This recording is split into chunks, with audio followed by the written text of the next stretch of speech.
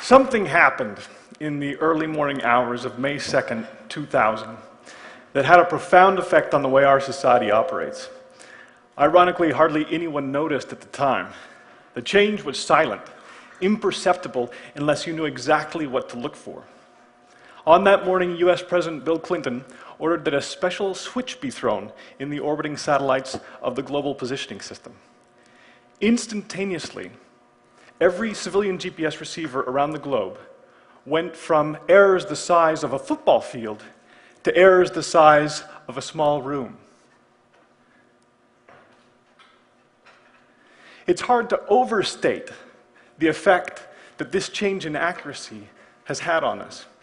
Before this switch was thrown, we didn't have in-car navigation systems giving turn-by-turn directions, because back then, GPS couldn't tell you what block you were on, let alone what street.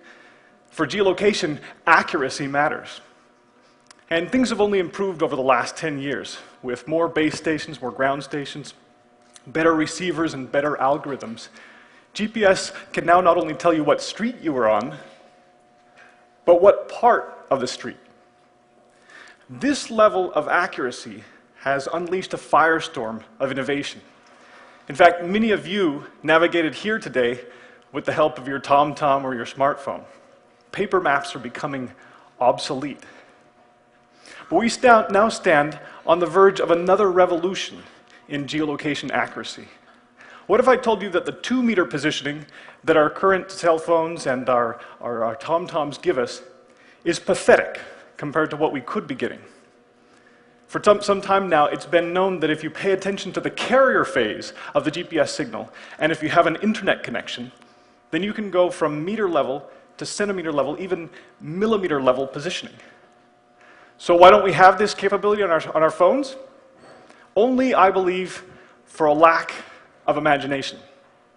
Manufacturers haven't built this carrier phase technique into their cheap GPS chips because they're not sure what the general public would do with geolocation so accurate that you could pinpoint the wrinkles in the palm of your hand.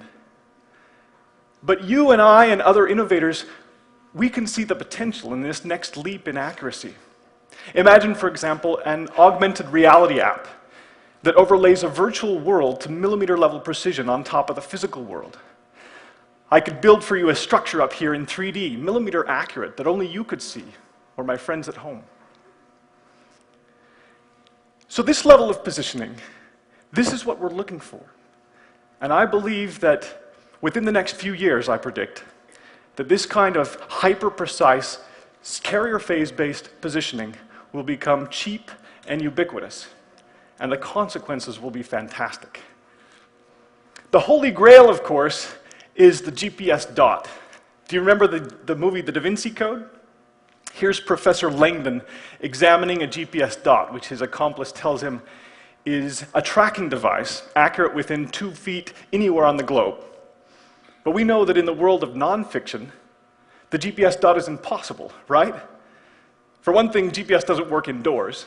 And for another, they don't make devices quite this small, especially when those devices have to relay their measurements back over a network. Well, these objections were perfectly reasonable a few years ago, but things have changed. There's been a strong trend toward miniaturization, better sensitivity, so much so that a few years ago, a GPS tracking device looked like this clunky box to the left of the keys. Compare that with the device released just months ago that's now packaged into something the size of a key fob. And if you take a look at the state-of-the-art for a complete GPS receiver, which is only a centimeter on a side and more sensitive than ever, you realize that the GPS dot will soon move from fiction to non-fiction. Imagine what we could do with a world full of GPS dots.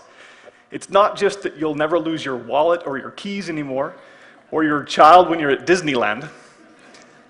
You'll buy GPS dots in bulk, and you'll stick them on everything you own worth more than a few tens of dollars. I couldn't find my shoes one recent morning, and as usual, had to ask my wife if she had seen them. But I shouldn't have to bother my wife with that kind of triviality. I should be able to ask my house where my shoes are. Those of you who have made the switch to Gmail, remember how refreshing it was to go from organizing all of your email to simply searching it. The GPS dot will do the same for our possessions. Now, of course, there is a flip side to the GPS dot. I was in my office some months back and got a telephone call. The woman on the other end of the line, we'll call her Carol, was panicked. Apparently, an ex-boyfriend of Carol's from California had found her in Texas and was following her around. So you might ask at this point why she's calling you. Well, so did I. But it turned out there was a technical twist to Carol's case. Every time her ex-boyfriend would show up, at the most improbable times, in the most improbable locations, he was carrying an open laptop. And over time, Carol realized that he had planted a GPS tracking device on her car, so she was calling me for help to disable it. Well, you should go to a good mechanic and have him look at your car, I said. I already have, she told me. He didn't see anything obvious, and he said he'd have to take the car apart piece by piece. Well then, you better go to the police, I said. I already have, she replied. They're not sure this rises to the level of harassment, and they're not set up technically to find the device. Okay, what about the FBI? I've talked to them too. And same story. We then talked about her coming to my lab and us performing a radio sweep of her car, but I wasn't even sure that would work, given that some of these devices are configured to only transmit when they're inside safe zones or when the car is moving. So there we were. Carol isn't the first and certainly won't be the last to find herself in this kind of fearsome environment, worrisome situation caused by GPS tracking.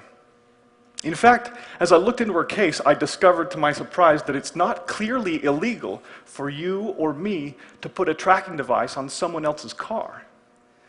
The Supreme Court ruled last month that a policeman has to get a warrant if he wants to do prolonged tracking. But the law isn't clear about civilians doing this to one another. So it's not just Big Brother we have to worry about, but Big Neighbor. There is one alternative that Carol could have taken, very effective. It's called the wave bubble. It's an open source GPS jammer developed by Lemore Freed, a graduate student at MIT. And Lemore calls it a tool for reclaiming our personal space. With a flip of the switch, you create a bubble around you within which GPS signals can't reside. They get drowned out by the bubble.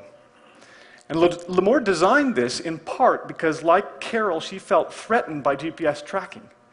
Then she posted her design to the web. And if you don't have time to build your own, you can buy one. Chinese manufacturers now sell thousands of nearly identical devices on the internet. So you might be thinking, the wave bubble sounds great. I should have one. Might come in handy if somebody ever puts a tracking device on my car. But you should be aware that its use is very much illegal in the United States. And why is that? Well, because it's not a bubble at all. Its jamming signals don't stop at the edge of your personal space or at the edge of your car. They go on to jam innocent GPS receivers for miles around you. Now, if you're Carol or Lemore, or someone who feels threatened by GPS tracking, it might not feel wrong to turn on a wave bubble. But in fact, the results can be disastrous. Imagine, for example, you're the captain of a cruise ship trying to make your way through a thick fog, and some passenger in the back turns on a wave bubble. All of a sudden, your GPS readout goes blank. And now it's just you and the fog and whatever you can pull off the radar system if you remember how to work it. In fact, they don't update or upkeep lighthouses anymore. And LORAN, the only backup to GPS, was discontinued last year. Our modern society has a special relationship with GPS. We're almost blindly reliant on it. It's built deeply into our systems and infrastructure. Some call it the invisible utility. So turning on a wave bubble might not just cause inconvenience, it might be deadly. But as it turns out, for purposes of protecting your privacy at the expense of general GPS reliability, there's something even more potent and more subversive than a wave bubble, and that is a GPS spoofer. The idea behind the GPS spoofer is simple. Instead of jamming the GPS signals, you fake them. You imitate them. And if you do it right, the device you're attacking doesn't even know it's being spoofed. So let me show you how this works. In any GPS receiver, there's a peak inside that corresponds to the authentic signals. These 3 red dots represent the tracking points that try to keep themselves centered on that peak. But if you send in a fake GPS signal, another peak pops up.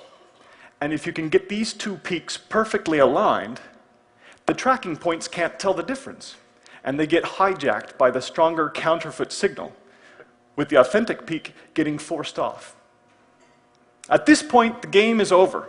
The fake signals now completely control this GPS receiver. So is this really possible? Can someone really manipulate the timing and positioning of a GPS receiver just like that with a spoofer? Well, the short answer is yes. The key is that civil GPS signals are completely open. They have no encryption. They have no authentication. They're wide open, vulnerable to a kind of spoofing attack. Even so, up until very recently, nobody worried about GPS spoofers. People figured that it would be too complex or too expensive for some hacker to build one. But I and a friend of mine from graduate school, we didn't see it that way. We knew it wasn't going to be so hard. And we wanted to be the first to build one so we could get out in front of the problem and help protect against GPS spoofing. I remember vividly the week it all came together. We built it at my home, which means that I got a little extra help from my 3-year-old son, Ramon. Here's Ramon looking for a little attention from Dad that week. At first, the spoofer was just a jumble of cables and computers, though we eventually got it packaged into a small box. Now, the Dr. Frankenstein moment, when the spoofer finally came alive and I glimpsed its awful potential, came late one night when I tested the spoofer against my iPhone. Let me show you some actual footage from that very first experiment. I had come to completely trust this little blue dot and its reassuring blue halo. They seemed to speak to me. They'd say, here you are, and you can trust us. So, something felt very wrong about the world. It was a sense almost of betrayal. When this little blue dot started at my house and went running off toward the north, leaving me behind, I wasn't moving. What I then saw in this little moving blue dot was the potential for chaos. I saw airplanes and ships veering off course, with the captain learning only too late that something was wrong. I saw the GPS-derived timing of the New York Stock Exchange being manipulated by hackers. You can scarcely imagine the kind of havoc you could cause if you knew what you were doing with a GPS spoofer.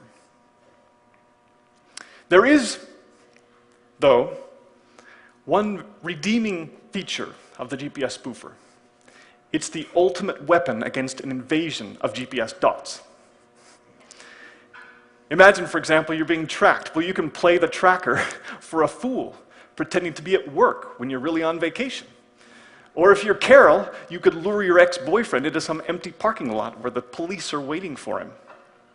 So I'm fascinated by this conflict, a looming conflict, between privacy on the one hand and the need for a clean radio spectrum on the other. We simply cannot tolerate GPS jammers and spoofers, and yet, given the lack of effective legal means for protecting our privacy from the GPS dot, can you really blame people for wanting to turn them on, for wanting to use them? I hold out hope that we'll be able to reconcile this conflict with some yet uninvented technology. But meanwhile, grab some popcorn, because things are going to get interesting. Within the next few years, many of you will be the proud owner of a GPS dot. Maybe you'll have a whole bag full of them. You'll never lose track of your things again. The GPS dot will fundamentally reorder your life. But will you be able to resist the temptation to track your fellow man? Or will you be able to resist the temptation to turn on a GPS spoofer or a wave bubble to protect your own privacy? So as usual, what we see just beyond the horizon is full of promise and peril. It'll be fascinating to see how this all turns out. Thanks.